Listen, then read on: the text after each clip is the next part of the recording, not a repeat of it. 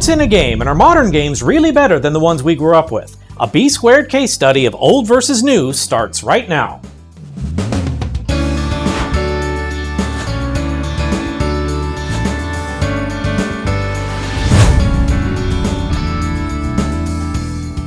Greetings and welcome to our first installment of 2022. I'm Brandon Bridges, and this, as usual, is B². So I've got something fun for you today. Now originally, I was just going to do an op-ed on the evolution of video games over the last couple of decades. Stop looking at me like that. If you didn't know I was a nerd by now, you really should have. But a friend of mine actually gave me a better idea, and Eve, if you're out there, creatives got to stick together, so I'm going to try to return the favor as best I can. So aside from being an all-round cool person, Eve is as creative as she is talented, especially when it comes to pencil and charcoal. But seeing is believing, so have a look at some of her work. It's insane how talented she is with this kind of thing, and I should know because once upon a time, I was pretty handy with pencil and paper myself, so I know what kind of effort it takes to do this kind of thing. And there's a lot more where this came from. So if you're looking to commission any kind of hand-drawn art, whether a piece of portraiture, or a landscape, or just something abstract to hang on your wall, Eve's the person to see. Reach out to her and tell her I sent you, and I promise you won't be disappointed. So with all that being said, let's dive into today's topic. Now I still want to take a look at the evolution of video games, but I want to narrow the scope a little bit and just talk about two of my favorites, both of which are from the same franchise. And the question of the day is this: what makes a good video game? Is it graphics? Is it music? Is it story? Is it level design? Maybe all of the above, or maybe something else entirely? Now the two games that we're going to look at are games that hopefully everyone has either played or at least heard of, but just the same, warning, there be spoilers ahead. And the two games are The Legend of Zelda: Ocarina of Time from 1998 and The Legend of Zelda: Breath of the Wild from 2017. Now full disclosure, Ocarina of Time was only the second 3D game I ever played right after Super Mario 64, and back then it was a novel thing because 3D games as a genre were still so new. And no, I don't count anything that used Mode 7. There's also the fact that I didn't really get into this game until 2000, when an epic snowstorm kept me home from school for a solid week. I swear, 5 straight days of listening to the music from the fishing hole at Lake Hylia was enough to drive my parents nuts. Now when it comes to Breath of the Wild, I'll admit that I had my doubts when I bought it. Breath of the Wild, as you know, was one of the launch titles for the Nintendo Switch, and I was lucky enough to be able to get both the system and the game on launch day. Now I'll admit, I bought Breath of the Wild more because there wasn't a Mario entry among the launch titles than because I was interested in the game itself. There's also the fact that the last Zelda game I'd played was Majora's Mask, which had come out nearly 2 decades prior, so I'd missed a lot both in terms of story and from a technical standpoint. Now, I did have a copy of Twilight Princess. Matter of fact, some of you actually spotted the amiibo in my unboxing video a few weeks ago, but I could never really get into the game. I wound up playing it for maybe a few hours and then just put it aside. Now, I did finally watch a playthrough with Gab Smulders last year, so believe me, I fully realized what I was missing out on, and maybe if we get a port for the Switch one of these days, I'll give it a go. But I digress. What I want to do today is compare some aspects of these two games and weigh in on which one I think did it better. The aspects of each game that I want to take a look at are graphics, music, story, tutorial level, game length, level and dungeon design, and overall playability. So without further ado, let's dive in. You'll get no argument from me that graphics technology has come a long way since 1998, and you know what they say, they don't make them like they used to. When the Nintendo 64 came out, it was revolutionary. Before that, the best that anybody could do was something called Mode 7, a function of 16-bit systems that mimicked, sort of, the look of 3D graphics while remaining in a 2D space.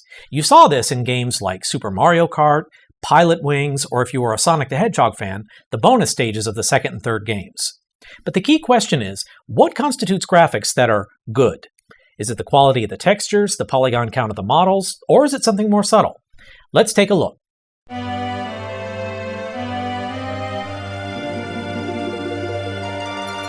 When first-time players saw the graphics in Ocarina of Time, we were awestruck. A fully immersive 3D environment where you could go just about anywhere and interact with just about anything.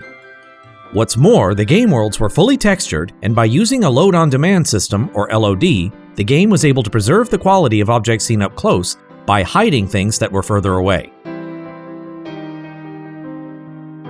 The color palettes were bright and well saturated, well at least in areas that called for it, and caused the game world to really pop. And all of it in a 320 by 240 image. Yes, in places things could be blocky or pixelated or whatever you want to call this, but they made the best use they could of the limited hardware of the N64.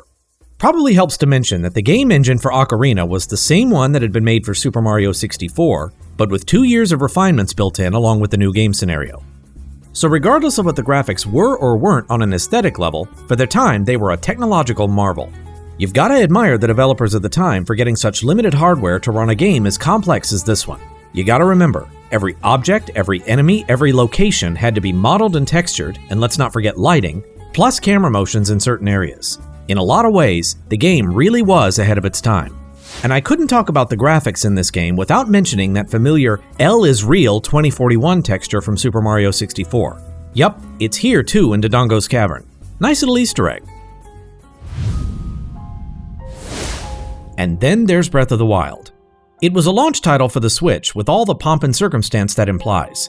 It boasted the latest in 3D graphics, a fully open world, the works. And I'll be honest, I hadn't seen the pre-release trailers, so when I saw the box art I figured it was stylized for effect. The first time I came out of that Shrine of Resurrection and stood on top of the Great Plateau and saw the new Hyrule in all its glory, bearing in mind the last game I'd played was Majora's Mask, I was stunned. If you've played the game, then you know the moment I'm referring to. You're standing at the top of a precipice in the middle of the Great Plateau, then the music swells, and all around you is this photorealistic game world that extends as far as the eye can see, and things in the distance are just as sharp as things right in front of you. And don't even get me started on the lighting. So as you go about the game world, one of the first things you'll notice is that this game doesn't use sprites like the old game did. You know, those things that always seem to face you no matter where you were. Everything you come across is a fully interactive 3D model and high polygon at that. And even when you get up close to something, the textures still hold up. Visually, the game is gorgeous, and why shouldn't it be? It was designed to run at 900p with the Switch docked, and 720p in handheld mode. Now for the most part, the color palette is really subdued compared to Ocarina. Sure, there are some vivid colors and highlights in a couple of places, but overall the colors aren't nearly as rich or saturated as the old game. And that's actually a sensible choice. Breath of the Wild takes place 100 years after a major disaster, or should I say calamity, decimated Hyrule. So of course things are going to be less vibrant. What you're looking at is a world that for the most part is in a state of decay. But the thing is, even if you take into account what the developers were going for, the graphics can't match the charm of the older game. It's so realistic that even with the shaded cell thing, there isn't really a lot left to the imagination. In the modern era, Breath of the Wild's graphics are just as much a feat of technology as the old graphics were in their day, but the fantastic and surreal aspect to everything seems to be missing. So what's the verdict? Well, in my mind, the limited graphics on the classic system are actually part of their charm. This was a fantasy adventure game after all, and the limited graphics of the time gave the game an edge of surreality. A friend of mine made a comment in 2013 that when you're playing an older game like GoldenEye 007 or Perfect Dark, the graphics may not be the best or the flashiest, but they do make you use your imagination. When you play a more modern game like Halo or Call of Duty, there is no imagination involved because the visuals are so photorealistic. It's less an escape from reality and more about substituting one reality for another. You can call me nostalgic if you want to, but I prefer character over realism. Point Ocarina of Time.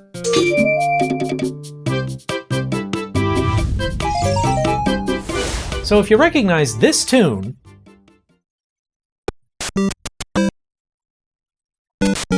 then you know why video game music matters. It can add flavor and character to a game, and a catchy soundtrack can even make up the difference when a game doesn't have voice acting. Who knew there was a time before that was really a thing? So how do our two contenders measure up?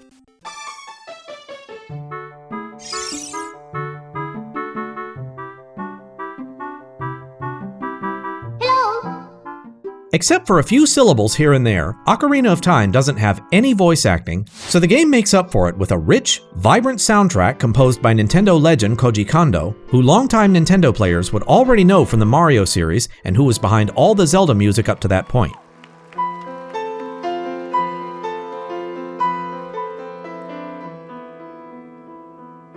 No matter where you are in the game world, there's an appropriate music track to go with it, whether it's something bright and cheery, or more subdued, or atmospheric, or just eerie.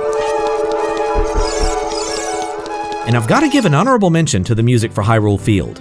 If you didn't know, the music for this area was actually made up of 21 different cues, each about 15 seconds long, that would change depending on what you were doing. But as great as this was from a player's standpoint, it was even more impressive on a technical level. The variable mix program that made it possible took a lot of processing power to work, but you never really saw the game lag because of it. Variable mixes may be commonplace today, but back then, this was something. And then there's the ocarina songs themselves, short tunes composed of a range of simple notes that were critical to gameplay.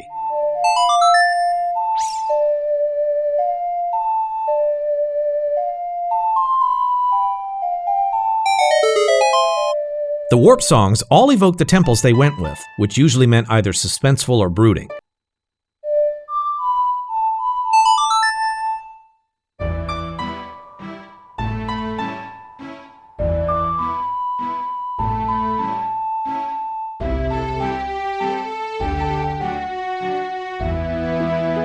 The others ran the full range of uplifting to optimistic to mysterious.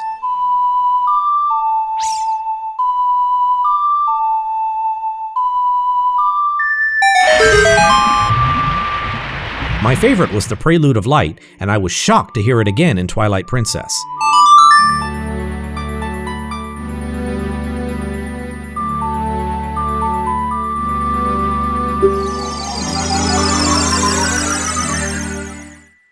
Anyway, the best thing about taking this kind of overall approach to the music was that whenever the game was silent, it meant something serious was about to happen.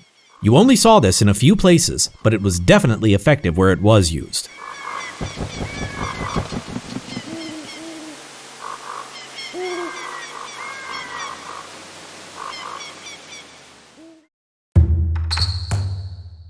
Breath of the Wild is an interesting case when it comes to music.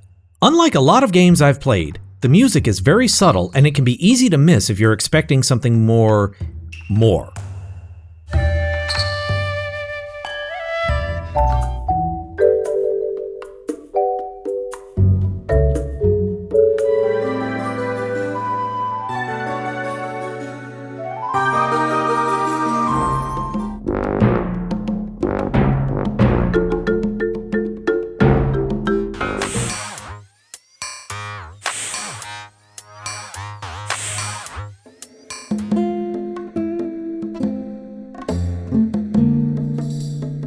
If it sounds completely different from earlier games in the franchise, it's because this time around it was done without Koji Kondo.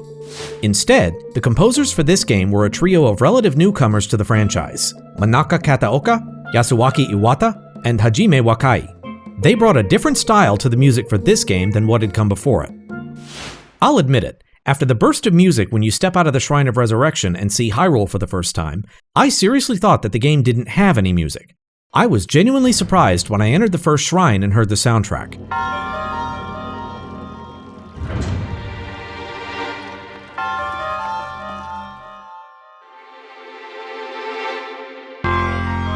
Then, when I started really paying attention, I realized that while the music was there, it wasn't nearly as prominent as what I was used to. Remember, I went straight from Majora's Mask to this. So while there is a continuous underscore in places like Hyrule Field or the Temple of Time, which by the way remixes the Temple of Time music from Ocarina, a nice little callback, you only really hear it in a couple of places. There's the Parasail game,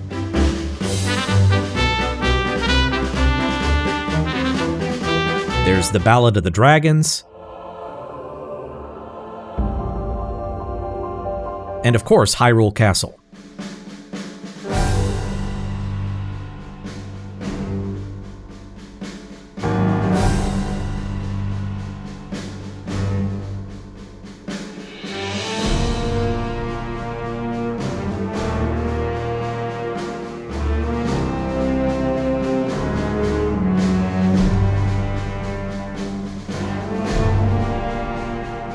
Overall, this game takes the exact opposite approach that Ocarina took.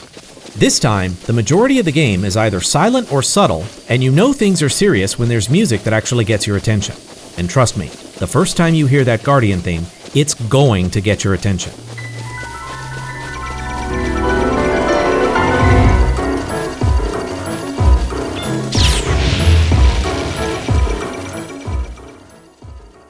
Now this one really depends on your feelings about video game music as a whole. Some people prefer it when the soundtrack is atmospheric and is always there to complement the action. Others prefer it when the music stays quiet to let you think and only gets bombastic during special events. For my part, I prefer music that's more atmospheric and stays around to help keep things interesting.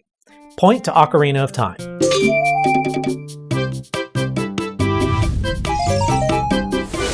So we've probably all played games that were more about action than they were about plot and backstory. With these games, you don't really have to think, you just have to worry about what's right in front of you. I would argue that a lot of the classic side-scrollers probably fit into this category, along with games like Mario Kart and GoldenEye 007. When there is a backstory at all, it's not really part of the game. Other times you get games that have rich backstories that genuinely add to the experience. Super Mario Galaxy was probably the first game I ever played where I was genuinely interested in the backstory. I never finished the sequel because it didn't feel like it was really adding up to anything, it was just there. One thing that I always found interesting about Ocarina of Time, and Majora's Mask too for that matter, was that they actually built a solid story into the gameplay so you could understand what was happening in a little more depth. Breath of the Wild did the same thing, and then that story got expanded when Age of Calamity came out. It was a brilliant move on Nintendo's part, but the question remains, whose story is better, and why? In 1998, we started off by hearing a little of Link's backstory, and we joined the action just as he got a fairy.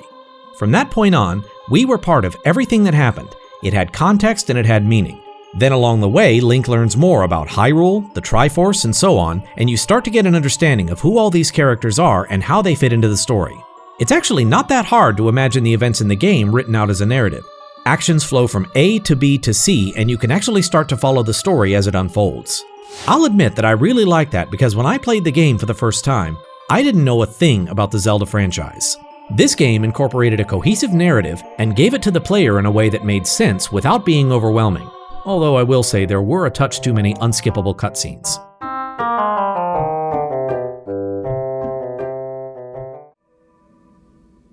Open your eyes. When it comes to Breath of the Wild, we the player are just kind of dropped smack dab into the middle of the story and we don't really know what's going on. Which is okay because neither does Link. Wake up, Link. Bit by bit, the game explains what's going on and how we got here. There's a mixture of cutscenes and in-game dialogue to fill us in, but the cutscenes are fairly short and there isn't a lot of exposition. That is a Sheikah slate. Take it. It will help guide you after your long slumber. For the most part, you're free to explore the game world however you want.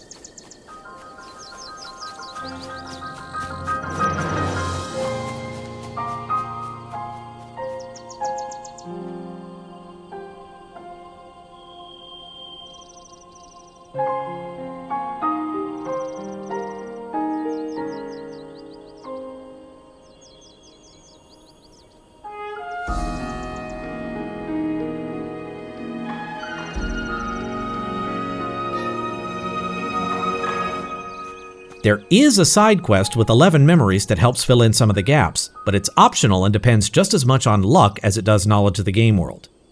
Anything that's required to complete the game is shown to you as part of another quest. The story that you wind up with can be a bit disjointed, but that actually makes sense in context. Link woke up with no memories whatsoever at the start of the game, and all he's got is what he can recover in his travels across Hyrule.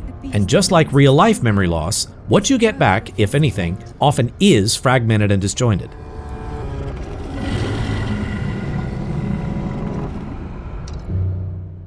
Now, on its own merits, the Breath of the Wild story is a bit thin.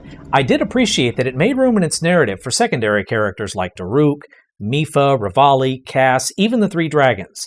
But even when the DLCs came out, it still seemed like there wasn't a lot of depth to any of it. But that changed when Age of Calamity came out.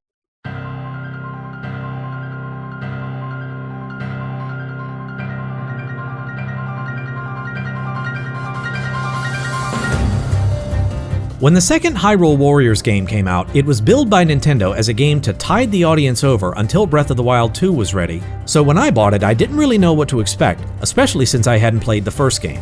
For those that haven't played it, Age of Calamity is a prequel to Breath of the Wild. The short version of its plot is this. A toy guardian built by Princess Zelda in the future sees the calamity happening and comes back in time 100 years to change history. Ganon's malice follows it and possesses the past version of the toy guardian, which allies itself with the bad guys of the past to bring about the calamity sooner. The toy guardian that came back in time allies itself with the heroes of the past to stop the calamity, which sets up an alternate history where anything can happen and usually does. You fight some of the same foes as you did in Breath of the Wild, along with battles you only heard about in legend, and try to stop Ganon before he can bring about a premature calamity. It cannot be!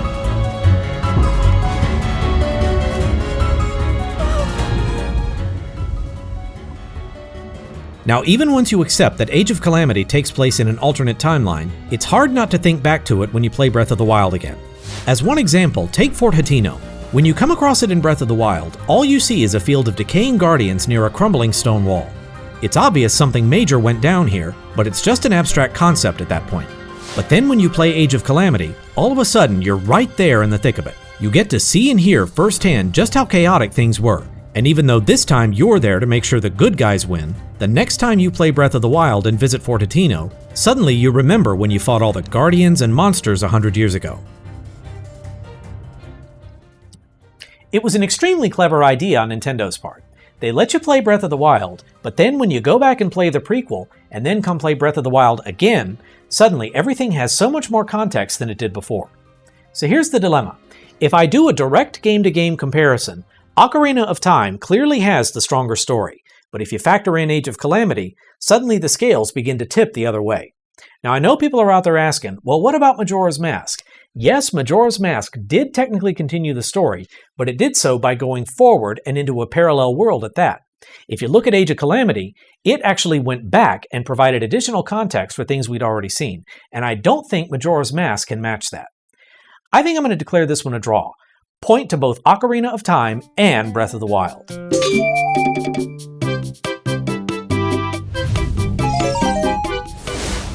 You know him and I know him, the dreaded tutorial level, that part of the game that teaches you how the controls work and what your moveset is. Every game has one, whether you know it or not, but while most games do their best to make it painless, there are some that, well, if you know, you know.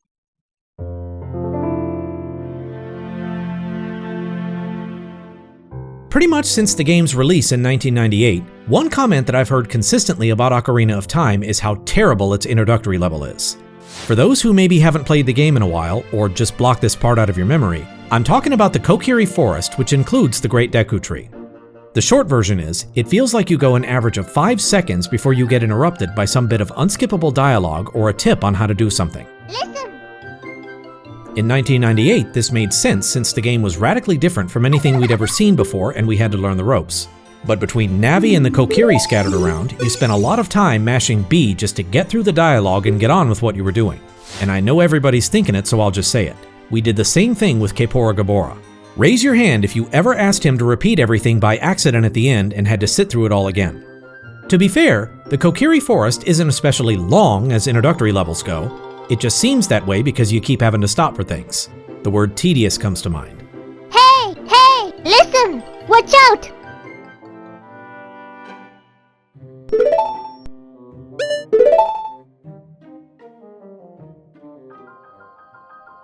When Breath of the Wild came along, the tutorial experience was different. In keeping with the if it works, it's right mindset of the game, you didn't have quite so much hand-holding this time around. Instead, the game told you what you were supposed to do, but left it to you to figure out how to do it. What's great about the Great Plateau is that it doesn't feel like a tutorial level in the usual sense. For one thing, you have actual enemies to fight, including a few decayed guardians and some stall goblins. For another, you get introduced to actual environmental hazards like extreme cold and icy water. And you get to take on a couple of shrines and unlock the Sheikah Towers, both of which you'll be seeing plenty of later on. It's all just a taste of what the rest of the game has in store, but it feels like you're actually playing the game instead of doing preliminary filler. Now this one's pretty clear cut. Hands down, the Great Plateau is one of the best tutorial levels I've ever seen in a video game. Point to Breath of the Wild.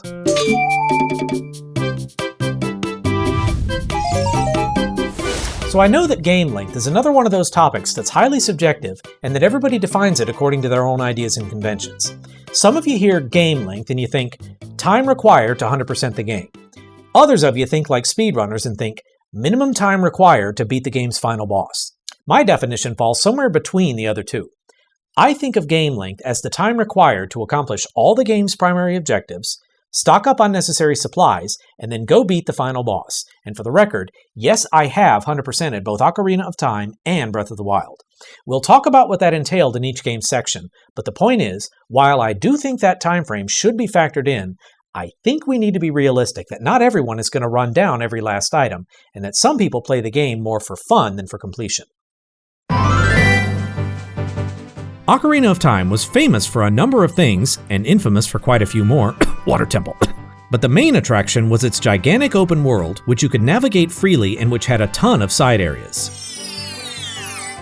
If you count the fishing hole as part of Lake Hylia and not as a separate area of its own, there are 22 separate areas in the game. The Kokiri Forest, inside the Deku Tree, Hyrule Castle, the Lost Woods, Kakariko Village, Lake Hylia, Goron City, Dodongo's Cavern, Lon Lon Ranch, Zora's Domain, inside Jabu Jabu's Belly, the Temple of Time, the Forest Temple, the Fire Temple, the Ice Cavern, the Water Temple, the Bottom of the Well, the Shadow Temple, Gerudo's Fortress, the Spirit Temple, and Ganon's Castle. And that's not counting all the secret areas, the mini-games, and the optional side quests.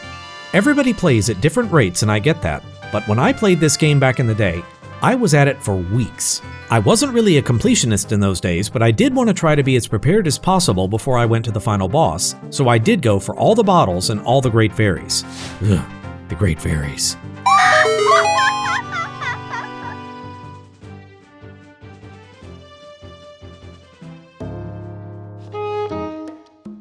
When it comes to Breath of the Wild, it's a little harder to quantify specific areas. Pre-DLC, the game only has 4 real dungeons, one for each of the divine beasts. Va Meadow, Va Ruda, Va Rudania, and Va Naboris. On the other hand, there are 120 shrines spread around the map, each one of them essentially a mini puzzle room that rewards you when you find the solution. Now add to that all the Sheikah Towers, the 900 Korok Seeds, and all the named waypoints on the map, and you wind up with a total of 1,207 discoveries to make if you want 100% this game. And that's not counting all the hidden treasure chests and items spread across Hyrule. By the way, if you've gotten it to 99.99% and you can't figure out what's missing, there's a good chance it's the Shadow Hamlet, which is near the crater to Death Mountain. Even without 100%ing the game, on my first playthrough, it took months of nights and weekends play before I was ready to take on Ganon.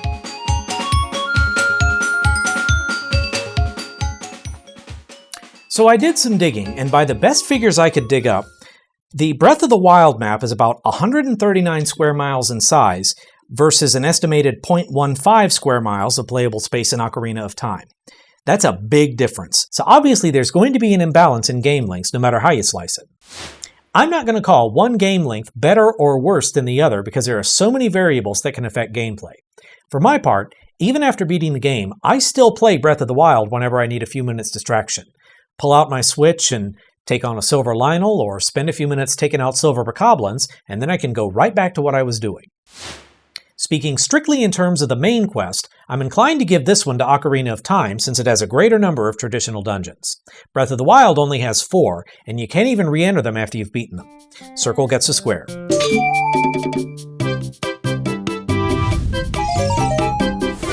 Something just as critical as anything else is the question of how the game world is actually designed and laid out. The mark of good level design is when a player is challenged, but can still figure out what they're supposed to do to advance. And usually this involves setting up a game mechanic before it becomes critical to gameplay. Nobody enjoys gameplay where the solution hinges on a capability that they either don't understand or don't even know that they have. For the most part, the overworld in Ocarina of Time is pretty easy to navigate. Once you clear obstructions, which include Mido and Kaepora Gaebora, Hyrule Field is actually pretty straightforward. The area seems gigantic at first, but it's actually small enough that you'll get the lay of the land pretty fast. When it comes to the dungeons, let me get the obvious out of the way first. The Water Temple is terrible. Every game has a level that pretty much everybody dreads, and for Ocarina of Time, the Water Temple is that level. Combine the layout of the place with the amount of backtracking you have to do to raise and lower the water level, plus all the times you have to go into the pause menu to switch between your regular boots and the iron boots. It's so bad that when they ported the game to the 3DS in 2011, they actually made this temple better. Now don't get me wrong, the other dungeons are challenging too, but they're challenging in ways that are fun. The Spirit Temple remains my favorite because not only does it have a great design, some great music, and some cool puzzles to solve, but it also makes good use of the time travel mechanic. You do half the temple as a kid, then travel forward in time and do the rest as an adult. The layouts for both halves are challenging, but not overly so, and you can figure out fairly easily what you need to do to advance. It's about as perfect a video game dungeon as I've ever seen.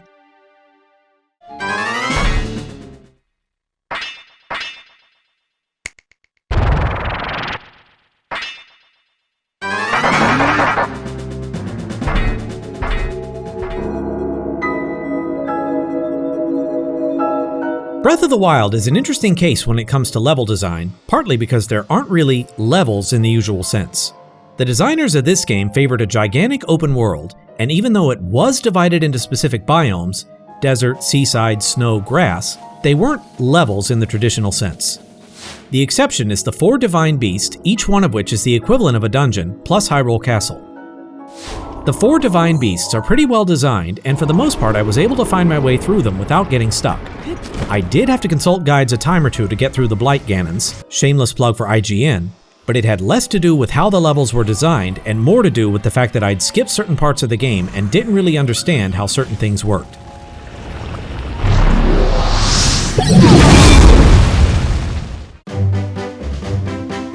As an open-world experience, Breath of the Wild is remarkably well designed. For a game with so many square miles of terrain, no matter where you are, there's something unique to look at. Surprises are tucked away everywhere. It piques your curiosity and makes you want to explore the whole map just to see what's out there. The closest thing we really have to levels in this game are the shrines. Most of these are pretty short, and it's usually pretty obvious what you're supposed to do to make it through, but there are exceptions. In particular, any shrine with the word apparatus in its name. The apparatus shrines are notorious for being hard to solve, and it's a reputation that's well earned. Not because you don't know what to do necessarily, but because actually doing it can be a headache. The way these shrines work is that when you go in, you run into one of these things, which when you interact with it lets you control some sort of object using the Switch's motion controls. Anybody who played Star Fox Zero on the Wii U knows what that experience can be like. And if anything, it's worse here because if you're using your Switch in handheld mode, the only way to get through these puzzles is to either contort yourself into awkward positions holding your Switch, or else detach the Joy-Cons and do it that way. Now this one's a tough one, but at the end of the day, I think I prefer the level structure of Ocarina of Time versus how they did Breath of the Wild. Now don't get me wrong, Breath of the Wild is an amazing game, and the open world design won more awards than I can count. That said, on balance, I still think I prefer the way Ocarina of Time gave you specific areas that you had to visit, and you had to clear the temples more or less in sequence in order to advance. And then, when you got to the final boss, you got a brief refresher on every skill, every weapon, every move, so that when you went to the final boss, you were fully up to speed and ready for just about anything. Point to Ocarina of Time.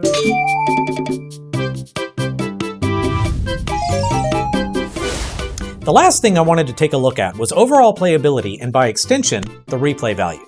It's a question of how much fun you had playing the game and whether you'd be willing to start all over again from the very beginning. Now you don't have to tell me that this is another one of those areas that's entirely subjective, so I'm just going to share my opinions based on experience. So which game has the higher replay value? Old or new? Despite the fact that it gets off to a slow start, Ocarina of Time packs a lot into a 32 megabyte game. There's story, there's minigames, there's side quests, gigantic temples, secret areas, the list goes on. We already said that this game has a catchy soundtrack and graphics that are pleasing to the eye, if a bit primitive. Ocarina wasn't the first 3D game Nintendo made, but it was the first 3D Zelda game, and that meant the experience was far from perfect. Now like I mentioned before, Ocarina used the same basic game engine as Super Mario 64, but with the benefit of 2 more years of polish and refinements, and you could tell where the improvements were. But you still couldn't overcome the fact that the Nintendo 64 controller only had so many buttons, and the answer was to spread things out among different menus. Once you got the hang of it, you could navigate things pretty quickly, but it could still be cumbersome and repetitive, especially in the water temple where you were constantly switching your footwear. For me, the best parts of this game were after I'd beaten everything and could wander Hyrule freely. No more interruptions because of Kaepora Gaebora, no more fetch quests, you could just explore freely and do what you wanted. Too bad by then all the puzzles were solved and all the enemies were defeated.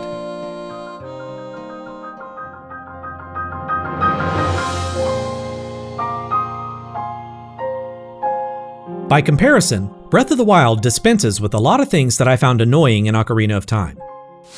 In the early stages of the game, you were confined to the Great Plateau, but you got information and items from the Old Man, who turned out to be the deceased king of Hyrule, by the way, but the game didn't condescend or drag you through a bunch of tedious cutscenes. You were in the dark just as much as Link was, and when the cutscenes and dialogue delivered clues about what was going on, it was genuinely interesting. And once you got the paraglider, the game let you do pretty much anything you wanted. You got hints, of course, and you did get an indication of where you needed to go, but the game let you explore and discover in your own way and at your own pace. And unlike Ocarina, it wasn't just one solution per puzzle. As long as you came up with a solution that didn't break the game, it counted. This game encouraged original thinking and problem solving on the part of the player, and it was terrific. Replayability definitely goes to Breath of the Wild. When Master Mode came out, I already knew that there were going to be some changes to the game world, and I was interested to see what they were, and I didn't mind that I had to start from scratch in order to find out. By the same token, when Ocarina of Time was re-released for the 3DS, I was interested to see what Master Quest was all about, but at the same time, I was already dreading the introductory levels and all the tedium that came with them, to say nothing of annoyances like things like Kaepora Gaebora. Yes, I played it, and yes, I 100%ed it, but still, the fact that there was dread about a part of the game took away from its replay value. Breath of the Wild's the clear winner on this one.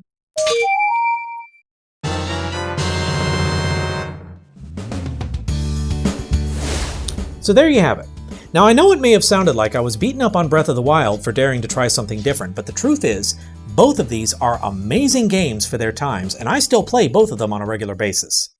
Now for those that didn't know, 2021 was the 35th anniversary of the Zelda franchise, just like the year before that was the 35th anniversary for Mario, and that a lot of us were hoping for some kind of update on the sequel to Breath of the Wild.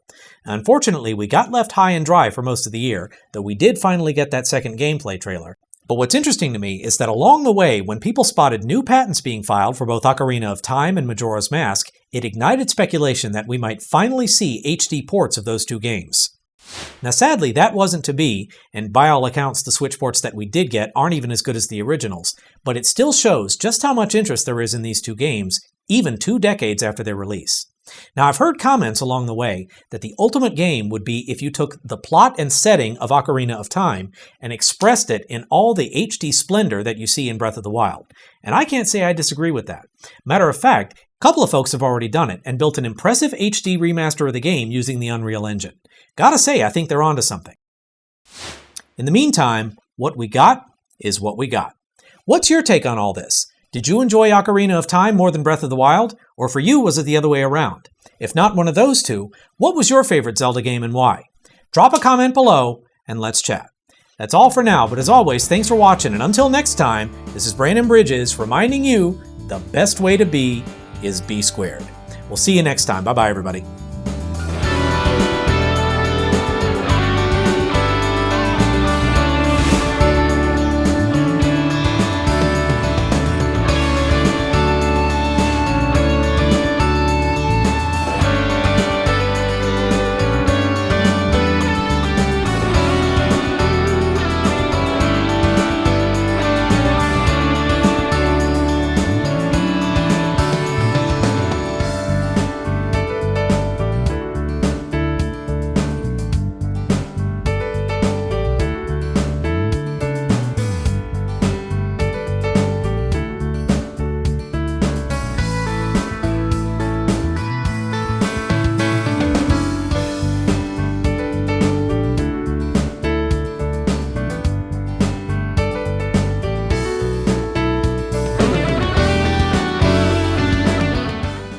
Lord, that took long enough.